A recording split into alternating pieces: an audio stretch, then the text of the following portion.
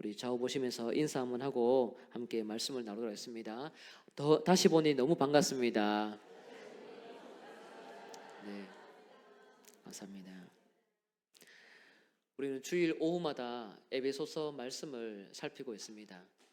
에베소서 1장 3절에서 14절은 중간에 쉬지 않고 한 문장으로 이어진 굉장히 긴 찬양 내용입니다.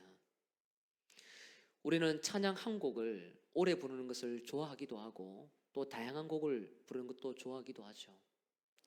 무엇보다 우리에게 필요한 것은 구원을 베푸신 하나님을 묵상하면서 찬양하고 쉬지 않고 하나님을 경배하는 것, 그것이 우리에게 중요합니다. 새로운 노래든 옛날 노래든 무관하게 하나님께서 우리를 위해서 무엇을 하셨는지 진지하게 고민하게 만드는 것, 그리고 거기에 반응하며 고백하며 나아가는 우리 중심이 새로워지는 것, 그 찬양을 하나님이 받으십니다. 에베소서 말씀은 우리가 다 알고 있는 내용입니다. 1장 3절에서 14절 내용, 삼위일체 하나님의 사역이 무엇을 하셨는지 여러분 모두가 아실 것입니다. 우리가 이미 창세전에 예정되었고 하나님 자녀가 되었으며 예수 그리스도를 통해서 속량 곧 죄 사함을 받았으며 성령을 통하여 인치심을 받고 보증이 되어서 우리로 하여금 영원히 함께 계신 하나님을 찬송하도록 부르신 것, 이것이 바로 우리가 영원토록 노래해야 될 삼위일체 하나님의 구원 사역입니다. 바울은 이 에베소서를 읽고 있는 독자들에게 찬송으로 시작을 하고 찬송으로 성도들을 동참시킵니다. 구원 사역의 그 비밀이 얼마나 위대하고 아름다운지 노래를 하게 하며 예배를 드리게 하며 경배를 하게 하며 그것을 통해서 모든 흩어져 있는 생각들을 결합시키는 작업을 하는 것이 바로 3절에서 14절까지 기록되어 있는 삼위일체 하나님의 내용입니다. 이 내용은 딸딸 외워야 됩니다. 딸딸 외워야 됩니다.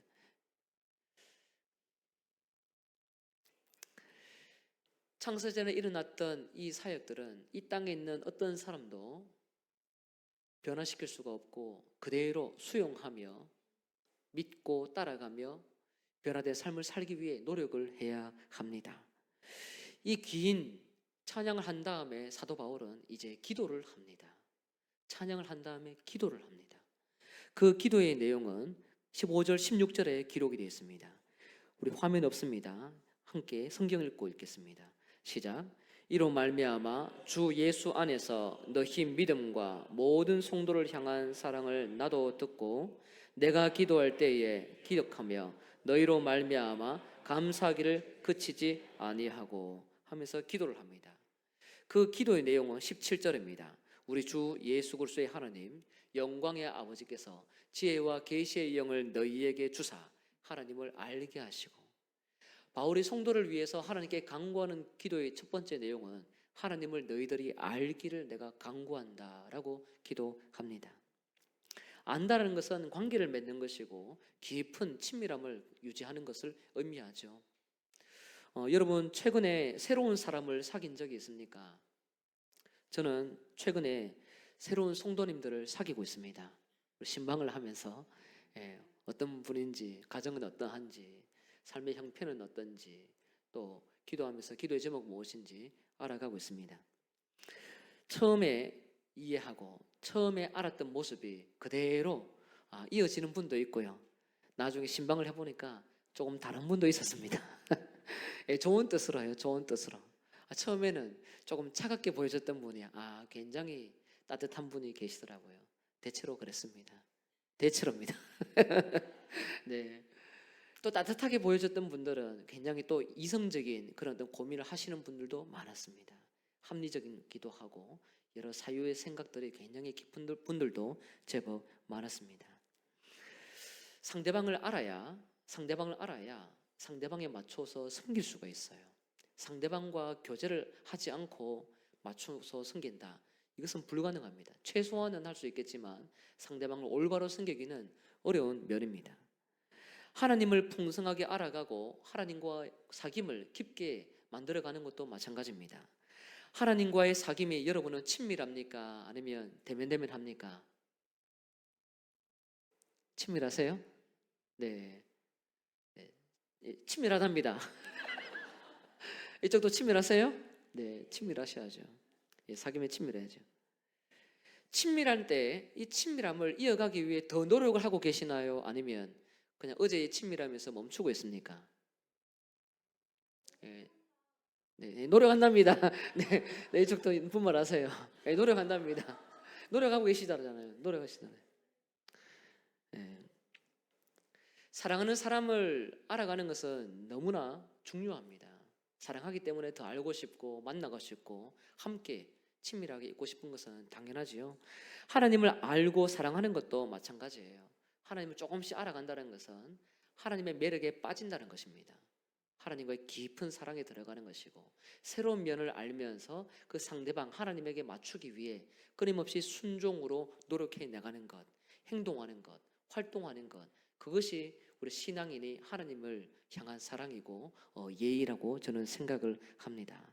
하나님을 만나는 행위, 그것이 하나님 아는 것이고, 만나는 사람이 아는 사람이 하나님의 매력 가운데 들어가며 깊은 사랑 가운데 들어가고, 그 사랑에서 헤어져 나오기 싫어합니다. 반드시 하나님을 아는 사람은 아는 것에서 그치지 않고요, 항상 깊은 관계로 들어갑니다.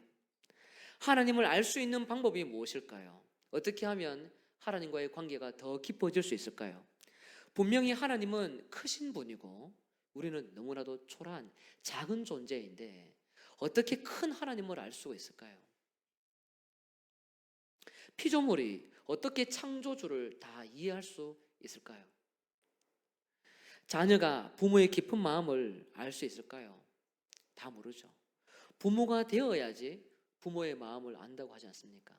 그래서 남자들은 군대 갔다 와야지, 여자들은 애를 낳아봐야지. 물론 이제 그렇지 않고도 어른이 되었을 때에 이 땅에 있는 아이들을 보면서 예뻐하면서 부모의 마음을 느껴가기도 합니다. 자녀가 부모의 자리에 설 때에 비로소 부모의 마음을 조금 알아갑니다. 조금, 100%는 아닙니다. 조금씩 점차 알아갑니다. 마찬가지로 우리도 하나님께서 말씀하시는 그 자리에 끊임없이 우리가 도달하고 하나님을 깊게 알아가며 말씀에 순종하다 보면 하나님께서 어떤 마음에서 그 말씀을 하셨는지 점차 알아가게 됩니다. 물론 그렇다고 해서 하나님 자리에 설 수 있는 것은 아닙니다. 하나님 마음을 100% 알 수 있는 것은 아닙니다. 그러나 우리는 하나님을 그와 같은 방식으로 친밀하게 알아가며 하나님에 대해서 조금씩 폭넓은 이해관계가 생겨지게 되는 것이죠. 하나님께서 우리 자신에게 오픈하지 않으시면 우리는 하나님을 깊게 알기가 어렵습니다. 하나님이 자신을 오픈하는 방식이 있는데, 그 방법이 바로 1장 17절에 기록되어 있는 사도 바울의 기도하는 내용입니다. 지혜와 계시의 영을 너에게 주사 하나님을 알게 하시고, 지혜와 계시의 영을 통해서 하나님을 알게 하도록 나는 기도한다라고 고백합니다. 하나님을 알 수 있는 유일한 방법은요, 하나님 자신이 자신을 오픈하는 방법입니다. 자기가 자기를 오픈하지 않으면 우리는 하나님을 알 수가 없어요. 하나님이 너무 커서, 너무 크기 때문에 너무 넓으신 분이고, 하나님의 그 측량할 수 없는 그 은혜의 모습들을 다 이야기는 불가능합니다. 그래서 하나님의 영이신 성령이 조금씩 깨닫게 할 때에, 그때 점차 조금씩 알아가며 성장하며 배워나갈 수가 있습니다. 가르쳐주지만 않으면 절대로 모릅니다. 절대로 몰라요. 우리가 하나님을 이해한다고 생각하고 알고 있다고 생각하는 그 착각과 성령을 통해서 하나님을 오픈해서 우리에게 가르쳐주는 것과는 별개의 문제입니다. 별개예요. 우리가 안다고 생각했던 그 착각도 굉장히 빠질 때가 많죠. 하나님은 이것을 주기를 원하는데, 이와 같은 모습을 원하는데 우리는 얼마나 자기의 생각에 빠질 때가 많습니까? 오늘 본문에 등장하는 17절의 영은 성령을 의미합니다. 지혜와 계시의 성령, 성령이 수식되고 있는데요, 지혜와 계시의 영입니다. 지혜와 계시의 영입니다. 계시는 감추어져 있는 하나님의 진리를 드러내는 것을 의미합니다. 나타내 보이는 것, 숨겨진 의미가 드러나는 것을 의미합니다. 에베소서를 보면 하나님의 구원 계획이 아무에게나 노출되지 않아요. 하나님 자신이 아무에게나 노출되지 않습니다. 누구에게 유일하게 노출되느냐 하면 3장 5절에 보면 사도와 선지자들에게 하나님의 구원 경륜이 노출됩니다. 유일하게 그 직분을 하나님께서 두셔서 하나님이 어떻게 열방을 구원해 나가는지 가르쳐 주십니다. 그리고 3장 10절에 가면 이제 이제 교회를 통해서 하늘의 통치자들과 권세들에게 지혜를 알게 했다라고 바울이 고백합니다. 처음에는 모두에게 감춰져 있었던 지혜가, 모두에게 감춰져 있던 그 계시가, 구원의 경륜이 아무도 몰랐는데 가장 먼저 사도들과 선지자들에게 하나님께서 가르쳐 주셨고, 그분들이 교회에게 하나님의 구원 방식을 전해서 그 유일하게 이제는 구원 방식을 알고 있는 공동체가 교회다. 교회를 떠나서는 절대로 하나님의 구원을 알 수가 없다. 그것을 우리에게 가르쳐 주셨습니다. 하나님은 교회를 통해서만 하나님의 구원 지혜를 증거하십니다. 이런 내용을 볼 때에 하나님께서 자기를 오픈하는 것, 자기를 계시를 드러내는 것, 이 모든 내용은 무엇과 연관이 되어 있느냐면 하나님의 구원과 연관됩니다. 하나님을 안다는 것은요, 구원의 하나님을 아는 것이에요. 하나님의 구원 사역을 알아갈 때에 창조주 하나님도 발견할 수가 있고 심판도 알 수 있으며, 나 개인뿐만 아니라 공동체와 가정과 앞으로의 미래의 모든 그 계획에 있어서도 하나님의 구원에 어떻게 일을 행하시는지 우리가 알아가게 됩니다. 직장, 사회, 열방, 피조 세계, 어떤 영역 하나 하나님을 안다는 것은 모든 것이 구원과 연관된다는 것을 여러분 기억하시기 바랍니다. 구원 없는 하나님의 알면 없습니다. 구원을 위해서 하나님의 속성을 가지고 있는 것을 오픈하시죠. 우리 앞에서 사도 바울이 표현했던 단어는 자비였습니다. 모든 하나님의 복음이 구원 사역을 통해서 나타나는데 그것을 한 단어로 표현하다 보니까 자비였습니다. 구원과 무관한 속성이 없고 구원과 동떨어져 있는 하나님의 역사는 없습니다. 성경 자체도 구원입니다. 구원의 역사가 인간들에 의해서 실패되기도 하고 또 하나님의 노력과 열정에 의해서 진행되고 있는 모든 시나리오, 이 모든 것 자체가 구원과 연관된 사건들입니다. 우리는 예수님을 믿어서 구원을 받았습니다. 그런데 이 믿고 살아가는 과정에 또 구원이 적용되어져 가는 과정에는 하나님께서 어떻게 일을 행하시는지 때론 관심이 적을 때가 있습니다. 구원에 대해서 어느 정도 안다고 생각했는데 분명히 1장 3절에서 14절에 기록되어 있는 삼위의 이야기가 우리의 사건이고 우리를 위한 사건임을 안다고 생각을 했는데, 그런데 그것을 적용시켜 나가는 관점 속에서는 아주 구체적이지 못하고 조금 편협할 때가 많이 있다는 것이지요. 그것은 하나님을 안다고 말하기 어려운 거예요. 친밀함은 있을지 몰라도 그 적용 가운데에서 하나님이 일하고 있는, 알고 있는 그 영역의 통치가 나타나지 않기 때문에 그것을 향해서 안다라고 말하기는 어려운 지점이 있다는 것입니다. 그런 가운데서도 끊임없이 하나님과 교제를 해나가고 말씀을 알아가고 여러분 간에 서로 말씀을 통해서 교제하고 또 교회에서나 새벽이나 집에서나 늘 말씀 가운데 하나님의 뜻이 무엇인지 발견해 나가다 보면 다시 한번 또 하나님을 알아가는 그 깊이가 채워져서 우리가 놓쳤던 관계, 우리가 잃어버렸던 사람, 우리가 돌아보지 못했던 시간들, 그 모든 것을 다시 한 번 더 생각을 하면서 모든 것을 소급해서 하나님의 구원의 영역으로, 교제의 영역으로 몰아서 모든 것을 생각하는 기준들이 변화되게 된다는 것이죠. 그때에 다시 우리는 하나님을 안다라고 고백을 할 수 있는 겁니다. 안다라는 고백. 아는 것은 한낱 내 안에 알고 있는 지식과 정보가 절대 아닙니다. 정보가 머물러 있는 것이 아는 것이 아니라 이 하나님에 대한 관계가 적용될 때에 그때 비로소 우리는 안다고 고백할 수 있어야 합니다. 그 영역이 나타나지 않으면 그 부분에는 하나님 아는 흔적이 나오지 않는 거예요. 않는 겁니다. 하나님 아는 것이 없는 거예요. 왜 그렇다면 성령을 통해서 하나님이 자신을 오픈할 수 있을까요? 성령은 하나님에게서 나온 영이기 때문입니다. 고린도전서 2장 10절 11절 같이 읽도록 하겠습니다. 화면 보시고 읽겠습니다. 시작. 오직 하나님이 성령으로 이것을 우리에게 보이셨으니 성령은 모든 것 곧 하나님의 깊은 것까지도 통달하시느니라. 사람의 일을 사람의 속에 있는 영 외에 누가 알리요? 이와 같이 하나님의 일도 하나님의 영 외에는 아무도 알지 못하느니라. 아멘. 하나님 안에 있는 영만이 하나님을 오픈합니다. 하나님의 속성이 무엇인지 자기 백성들에게 가르칩니다. 그것이 아닌 내가 생각한 그 하나님의 기준과 관점으로 만들어서 이 하나님의 모습을 보여달라고 요구하는 것이 아닙니다. 하나님이 자기를 오픈하고 싶은 모습이 있습니다. 때가 있고요. 가르쳐주는 어떤 반경도 있고요. 그때마다 우리는 성령이 가르쳐주는 것을 따라서 하나님을 알아가고 배워가게 되는 것이죠. 지혜와 계시의 영, 이 성령을 통해서만 반드시 하나님을 깊게 알아가게 됩니다. 지식, 정보, 추정을 통해서 하나님을 알아가는 것이 절대로 아닙니다. 관계입니다. 관계입니다. 구원을 입은 그 깊이가 깊을수록 그 관계에 대해서도 확장되게 됩니다. 하나님하고 나하고 사랑하는 그 관계 못지않게 이웃에 대해서도 끊임없이 적용하기 위해 노력을 하다 보면 하나님과 알고 있는 그 관계의 친밀함이 흘러가게 됩니다. 사랑은 하라고 해서 하는 것이 절대로 아닙니다. 사랑은 누군가 사랑해줘라 안 됩니다. 우리가 하나님께 받은 사랑의 깊이와 크기와 높이와 길이가 어떠한지 알수록 그때에 사랑 안에 누군가를 들어올 수 있도록 초대를 하게 되는 것이지요. 사랑은 하나님을 아는 것에서 시작이 되는 것입니다. 여러분들도 마찬가지입니다. 처음 신앙생활할 때와 지금 신앙을 비교를 해보면 하나님을 아는 것이 다를 겁니다. 이웃을 사랑하는 반경들이 아마 다를 겁니다. 그렇지?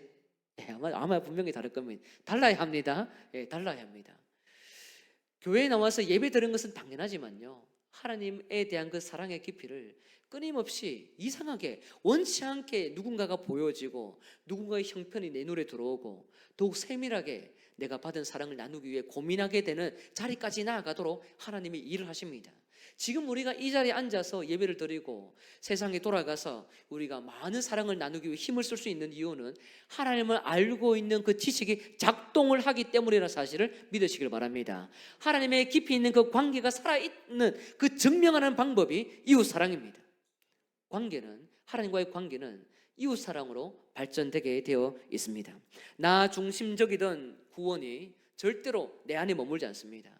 구원이 이타적으로 흘러갑니다. 관계가 이타적으로 흘러갑니다.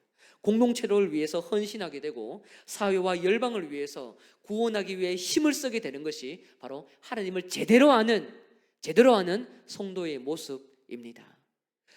우리 선교지뿐만 아니라 국내에 있는 교회들, 국내에서 사역하는 선교사님들, 또 뿐만 아니라 소외된 계층들 한 분 한 분, 내가 월급을 받아도 복지를 받는 저 사람보다 더 적을 때가 있지만 그럼에도 불구하고 힘들어하고 있는 누군가가 보이면 나보다 돈이 적어서가 아니라 형편이 나아서가 아니라 기꺼이 하나님과의 그 친밀한 이 관계를 끊임없이 흘려보내기 위해 자연스럽게 하나님께서 손을 내밀게 하는 그 역사, 그것은 하나님과의 관계가 긴밀한 사람만이 가능합니다. 하나님을 알지 못하면 항상 손은 거두어집니다. 공동체를 위해서 내가 헌신하지 않아도 괜찮아, 누군가 할 거야, 하나님이 나는 이해할 거야. 물론 이해는 모두가 해주죠.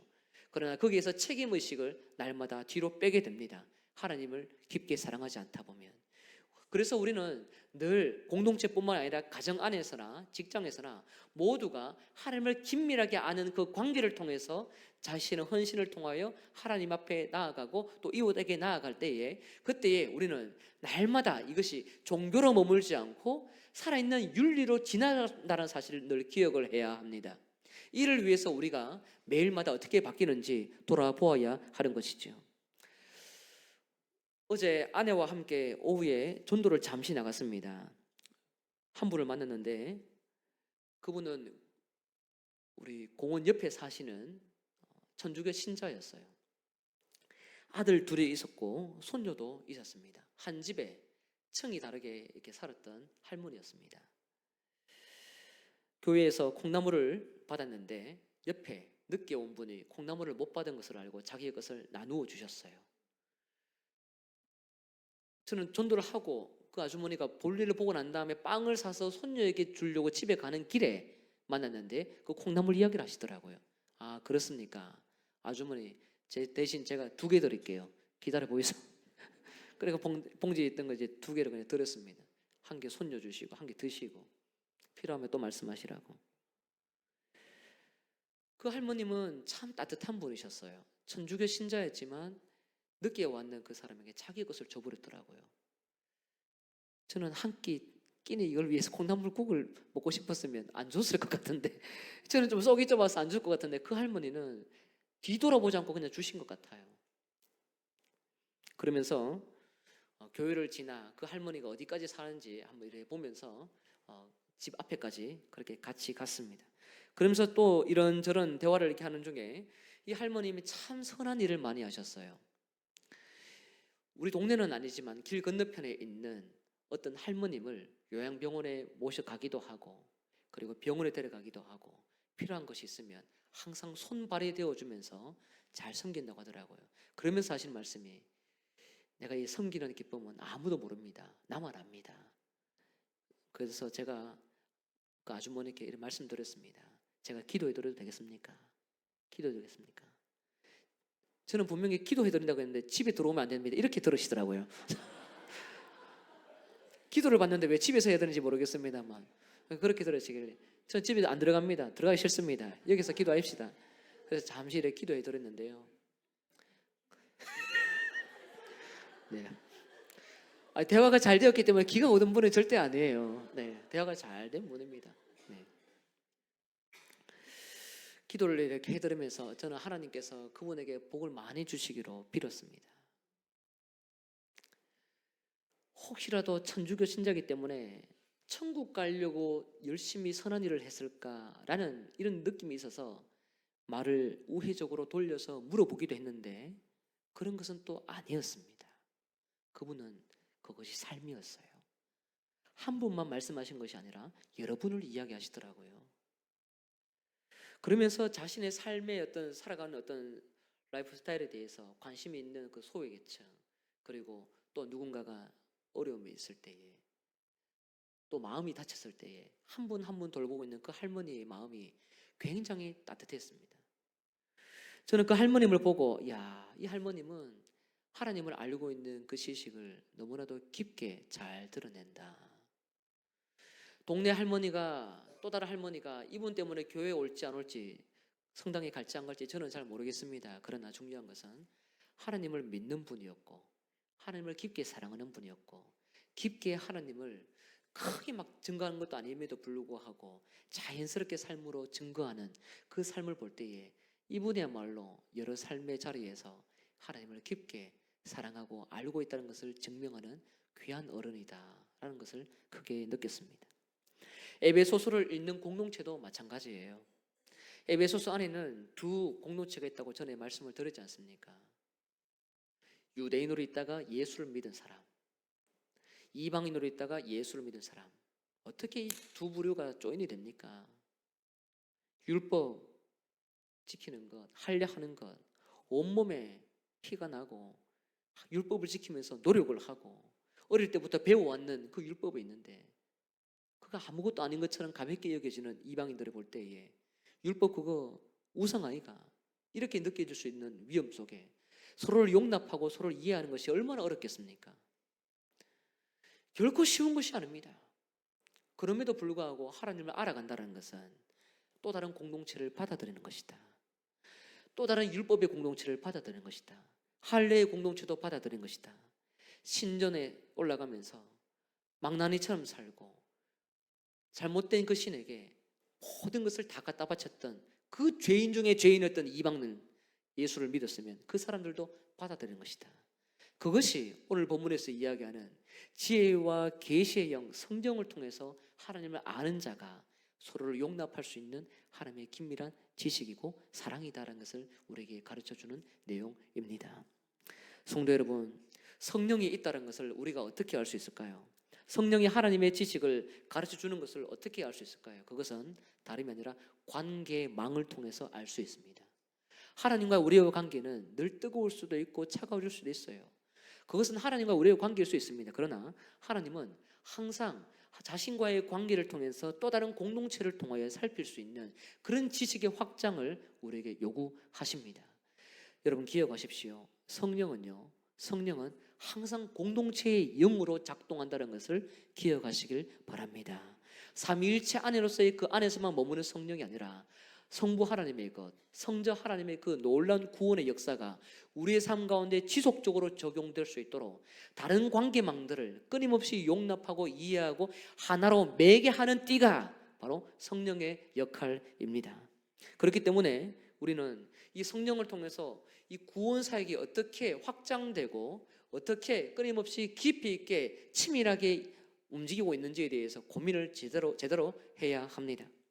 어떤 분들은 성령에 대해서 굉장히 영적인 부분만 많이 강조하는 분들이 있습니다.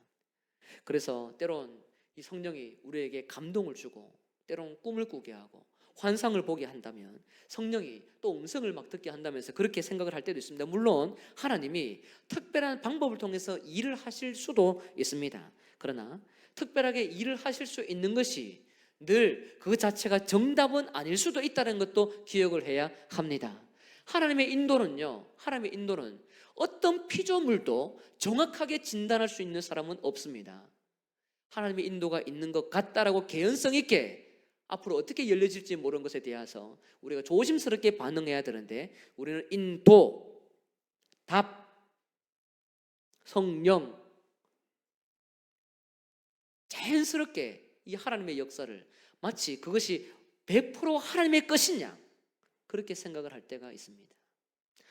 그렇게 생각을 해서 신앙생활을 하다 보면 나중에 그와 같은 방법에 중독이 되거나 아니면 뒤틀려졌음에도 불구하고 그 뒤틀림을 모른 채 그 속에 자신이 빠져서 잘못된 신앙의 길로 갈 수가 있다는 것을 우리는 기억을 해야 합니다. 하나님은요, 성령을 통해서 분명히 일을 하시는데 그 방법은 새로운 어떤 계시와 새로운 어떤 환상의 모습이 나타날 수도 있겠지만 그것이 아니더라도 풍성하게 성도로 하여금 하나님의 구원 사역이 멈추지 않고 진행되도록 일을 한다는 사실을 여러분 기억하시길 바랍니다. 우리가 하나님을 알아간다는 것, 하나님을 깊게 사랑한다는 것은요, 구원을 통해서 나타납니다. 현상이 아니라 구원을 통해서, 그리고 구원이 적용되는 반경이 넓어지는 것을 통해서 끊임없이 나타난다는 것을 여러분 기억하시길 바랍니다. 영신교회에 하나님을 아는 성도들이 많아지면 좋겠습니다. 훈련을 통해서 제대로 알아가는 것도 필요하지만요, 훈련이든 아니든 제대로 하나님을 경험하고 제대로 사랑하고 있는 것이 무엇인지, 모든 언어마다, 모든 문장마다, 관계마다 따뜻함이 차고 넘쳐서 이 성도님과 부딪혀 있으면 뜨겁다, 너무 따뜻하다, 이런 어떤 표현들이 우리 가운데 나오면 좋겠어요. 그것이 하나님께서 우리에게 찾아온 그 긴밀한 사랑의 모습입니다. 우리 좌우 보시면서 이렇게 인사하고 마치도록 하겠습니다. 뜨거운 성도가 되어 주십시오. 네, 따뜻함으로 안 됩니다. 네, 하나님을 깊게 사랑해서 여러분을 통해서 우리 불신자가 여러분에게 접촉하면, 대화를 하면 왜 이렇게 따뜻하냐, 왜 이렇게 뜨겁냐, 그 언어의 온도, 마음의 온도가 커서 열방을 감동시키는 그런 여러분 삶이 되면 좋겠습니다.